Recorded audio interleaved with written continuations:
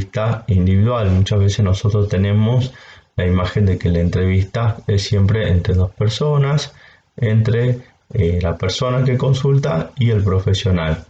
Y acá es necesario entender de que en la entrevista, en la situación de entrevista, se va a configurar un campo en el cual nosotros, para entender de qué se trata la sintomatología, el pedido de ayuda, cuál es la demanda, se debe proporcionar a la persona un espacio para que ésta sea libre, para que pueda decir y para que pueda comentar todo aquello que tenga que ver con los síntomas que presentan. Piensen cuánto facilita esto al trabajo de un profesional en salud.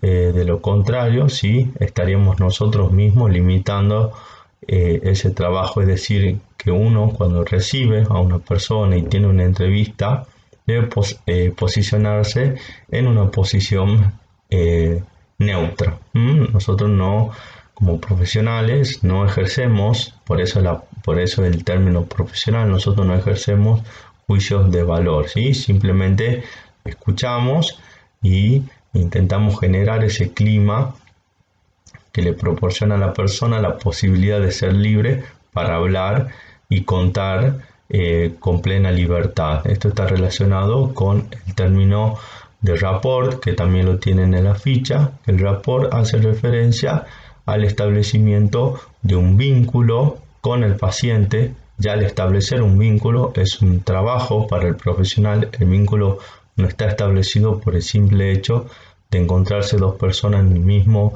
tiempo y espacio. El vínculo es algo, y ustedes entienden, desde la vida cotidiana el vínculo es algo que se construye, y un vínculo caracterizado por la generación de la empatía. La empatía es lo que va a hacer que la persona pueda hablar, de que se sienta con esa libertad de decir lo que piensa, lo que siente. Y entonces reitero esto, cuánto ayuda el espacio configurado en este sentido para que nosotros podamos hacer nuestro trabajo.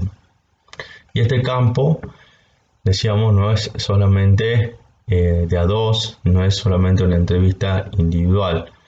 Es decir, que puede ser grupal, que puede asistir la familia, pero en el caso de que la entrevista sea de a dos, sea lo denominada entrevista individual, siempre el campo está configurado por más de dos personas, es decir, que operan también personas en el campo imaginarias, que son las personas que forman parte de las experiencias anteriores de la vida del sujeto.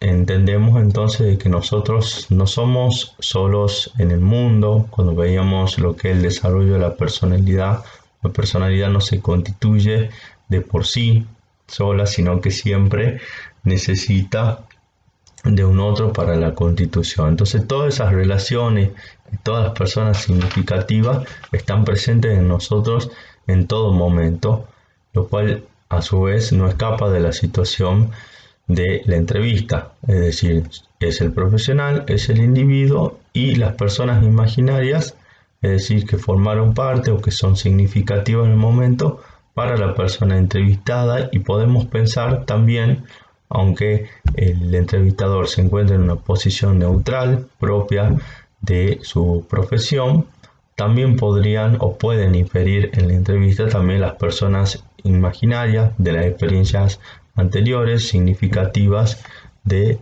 la vida del profesional. Bien, en este campo ya configurado,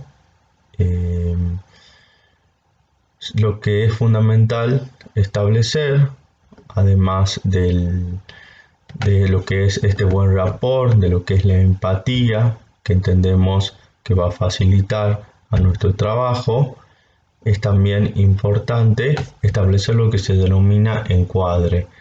El encuadre tiene que ver con las variables, con ciertas variables de este campo de la entrevista que el profesional considera que se debe mantener como constante, ¿sí? Por ejemplo, cuál es el horario de la entrevista, ¿sí?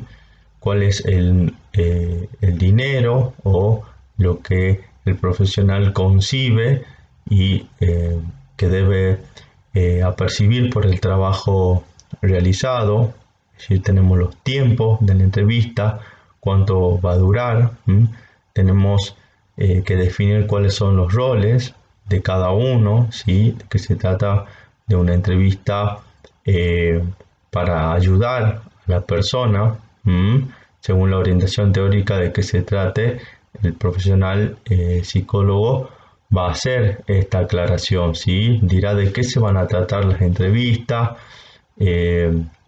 dirá cuál es, si realmente puede atender o no a esa persona, dirá cuál es de alguna manera un posible diagnóstico, ¿sí? Sin aventurarse a dar un diagnóstico final.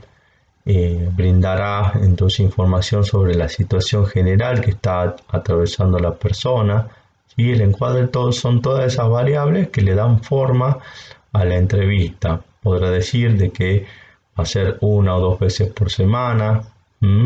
Son todas cuestiones que ya quedan fijas.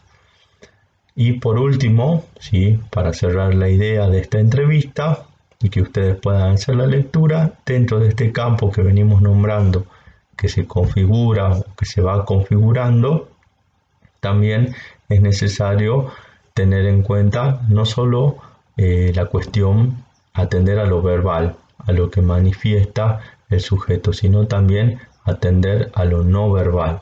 No solo se juega en la situación de entrevista aquello que el paciente dice, ¿sí?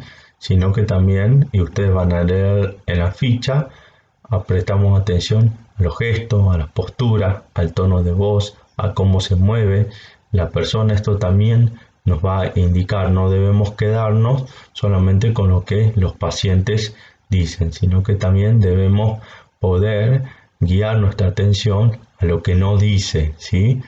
Es decir, a todo lo que es la comunicación no verbal. Tienen aquí ustedes en el texto áreas a explorar dentro de la entrevista y con su posible significación, que tienen que ver también con esto, con lo que no se dice y con lo que se dice y tiene quizás una significación más allá del mero significado de lo manifiesto por el paciente en sentido expreso, en sentido concreto. Bueno, espero que este video los ayude con la lectura y como siempre seguimos en contacto y atento a las dudas y comentarios que quieran hacer.